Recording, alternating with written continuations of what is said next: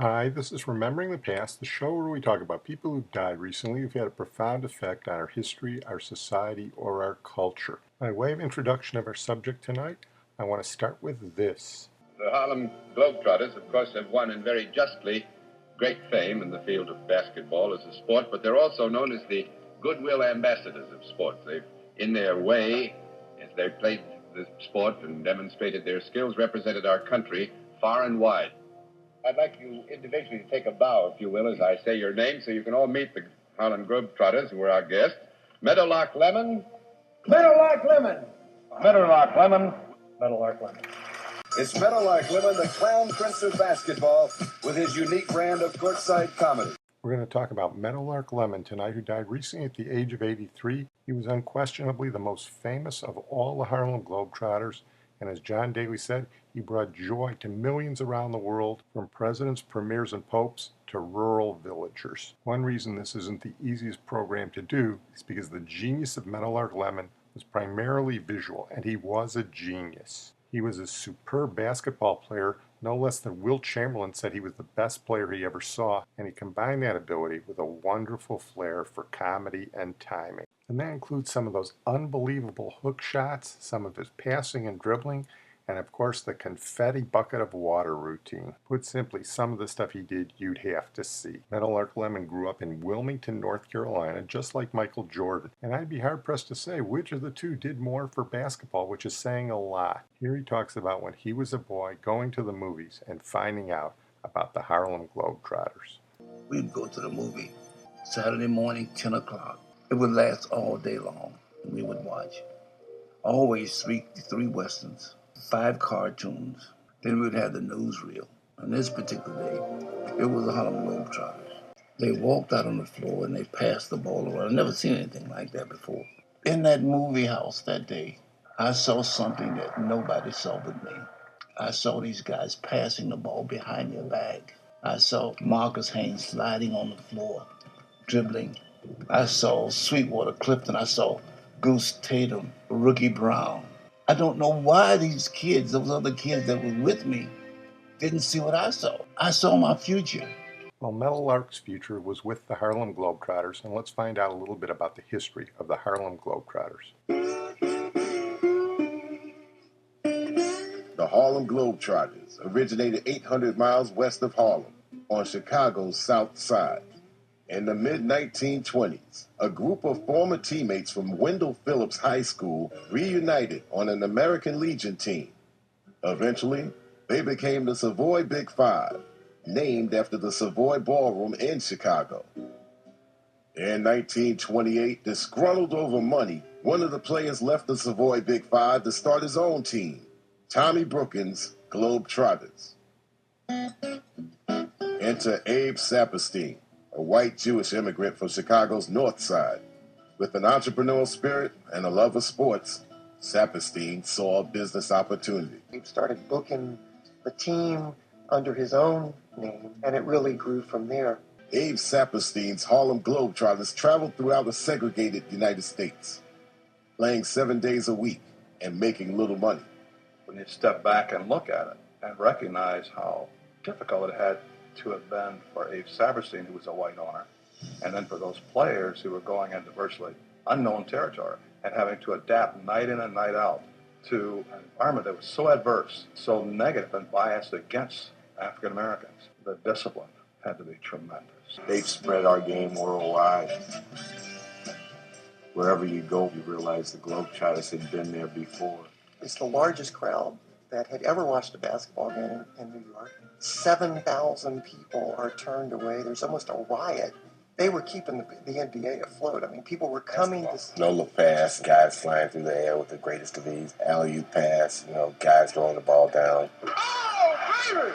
Breaking into the NBA and breaking that color barrier was an impact. It was a big impact to the game. And a variety of guys came in a period of 2 or 3 years and changed basketball forever. Generate money and people who could generate interest. I think the reality of excellence being more important than color and winning being more important than color began to hit some of the more knowledgeable and aware business leaders. In my opinion, the NBA owes us a debt of gratitude Because if it doesn't be for the Globetrotters, there probably would be an NBA today, but not in the way they know it. They are a part of Americana, and they go from generation to generation to generation. And in that sense, they connect us in a very lovely way. Well, Meadowlark was a big part of that. When he was a kid, he made his first basketball hoop out of an onion sack and a coat hanger, and he used an empty carnation milk can to sink his first 2-point hoop.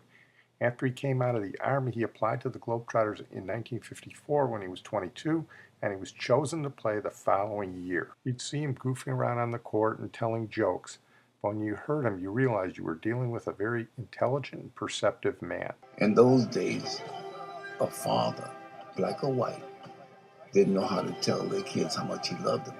These fathers would get his family together and he'd come to town. And the fans were still pouring into this huge Chicago stadium. He'd go out and get popcorn. Here come the Globetrotters. And there would be a family. Well, Meadowlark did that in over 100 countries. He brought that hook shot and confetti all over the world. In all the years he played for the Globetrotters, they only lost one game. We talked about that when we did the Red Clots podcast. And he did a lot of other things, too. He became an owner later in life. They made a cartoon series out of him and the Globetrotters. And he also did a memorable commercial for Burger King. Burger King asked me, Meadowlark Lemon, to take their big beefy and juicy Whopper and show you some of the ways you can have it your way. And I'm going to do it my way. When he retired from basketball, he became a minister. And in 2003, he was inducted into the Basketball Hall of Fame. It was a particularly moving ceremony. And one of the best speeches I've ever heard was given by Manny Jackson, who became the Globetrotters owner. Manny Jackson was a great basketball player at the University of Illinois, one of the first African Americans to win a letter there. He played for the Globetrotters for 2 years in the 60s, and then he became an extremely successful businessman, and he purchased the Globetrotters after Abe Saperstein died. Brilliant guy. Listen to part of his speech, and then listen to Meadowlark, who pays tribute to some of his Globetrotter teammates and some of the legends of basketball. Induction into the Hall of Fame is a major life milestone for the inductee. However, there are a few instances where the induction is also a milestone for the Hall of Fame. It's an important part of its foundation and future credibility. I'm honored tonight to introduce a case in point. This gentleman is, in fact, an American legend. This is my 10th year of owning the Harlem Globetrotters, and the longer I'm around, the more amazed I am at the many accomplishments and the magnitude of the love the world has for Meadowlark Lemon. I remind you that he was not a made-for-television celebrity, pushed upon us by cola manufacturers or shoe marketeers. To millions of fans around the world, he is the original live Showtime. No station breaks, no reruns, no edited highlight films, just Meadowlark. Up close and very personal, Globetrotter style.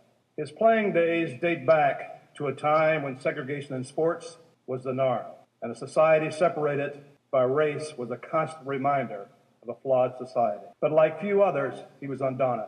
He was proud. I knew him to be talented. He was smart, funny, and simply irresistible. He believed if you accepted him first on the basis of his many talents and his integrity, and if he could make someone laugh, he would get you to listen, to believe, and to change.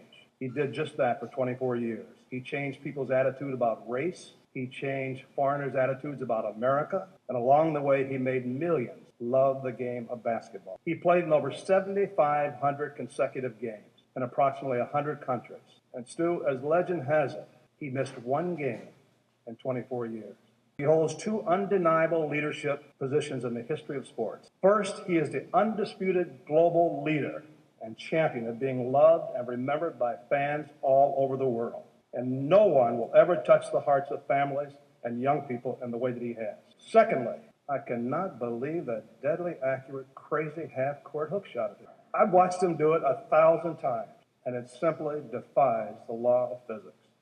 Bill, I don't understand it. Today, we introduce the Clown Prince, one of the best basketball players that ever lived. Boys and girls, ladies and gentlemen, sports fans everywhere, I introduce Hall of Famer, my friend, and a gentleman I've called an angel, the good Reverend Meadowlark Lemon.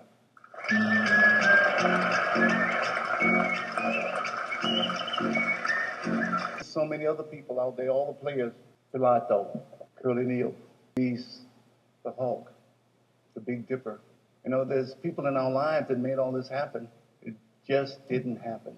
Somebody threw the ball to you. Mr. Haynes, thank you, sir. You gave me the first shot. And there have been so many other people than that.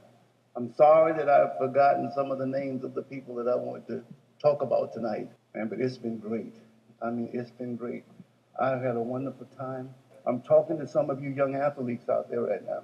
These Hall of Famers that's sitting in this room tonight have made it possible for you to do what you're doing. When they ask us, aren't you sorry you didn't come along to make the big dollar? If we don't make what we did, if we don't do what we did, if we don't ride the bus all those many miles, if Bill Russell, I see Jerry West over here, if he didn't play as hard as he played out there, Coos, I don't see you, man, but you was out there doing it. You were making it all happen. The moon fixer sitting over here, Earl Lloyd. You young kids think that y'all can jump today? He was doing it 50 years ago. Y'all ought to take note. To Casey over here, how he played defense. If you want to fulfill your vision, you write it down. One of young men in one of my basketball camps, he came up to me one day and said, Mr. Meadowlark, I said, yeah. He said, you got it going on. Tonight, we have it going on. Thank you so much. God bless you. Yes, Meadowlark, you really did have it going on. Like I said, you're not going to get a better induction speech than the one Manny Jackson gave to introduce him.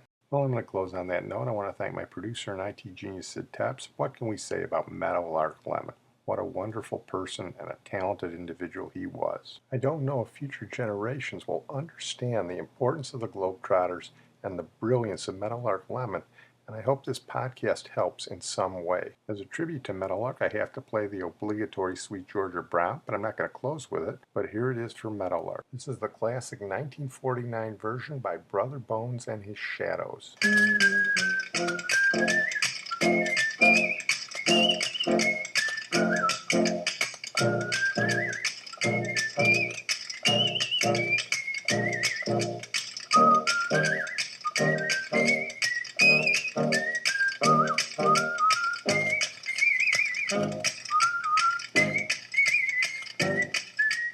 Now you may be wondering what I'm going to close with for Meadowlark.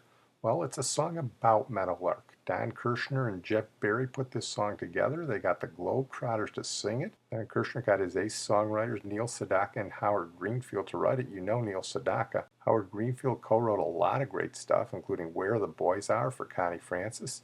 He co-wrote Crying in the Rain for the Everly Brothers along with Carole King. He wrote the Gidget theme, and he wrote the Bewitched theme. And as a final tribute to the greatest Globetrotter of them all, this is the Globetrotters singing Meadowlark. Meadowlark, Meadowlark, everybody knows.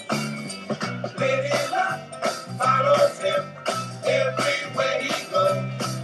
He keeps the fan rolling, keeps the whole team flowing. Everybody loves that Meadowlark. My son Caleb asked me, what's a colored fountain? It was hard. These were hard times. We played in Houston, Texas. It was so different. There was no McDonald's or Kentucky Fried. No, they didn't exist then. After that last game, we went to the bus station and we had to go around the back. And there's a little window that we could order our sandwiches. And since I was in the front, I got out the bus first. And this car pulled right around in front of the bus.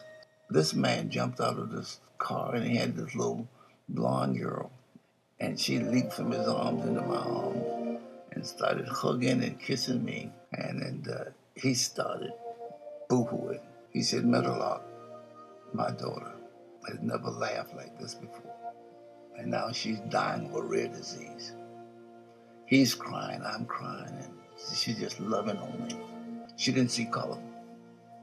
She saw joy. And that's been my signature.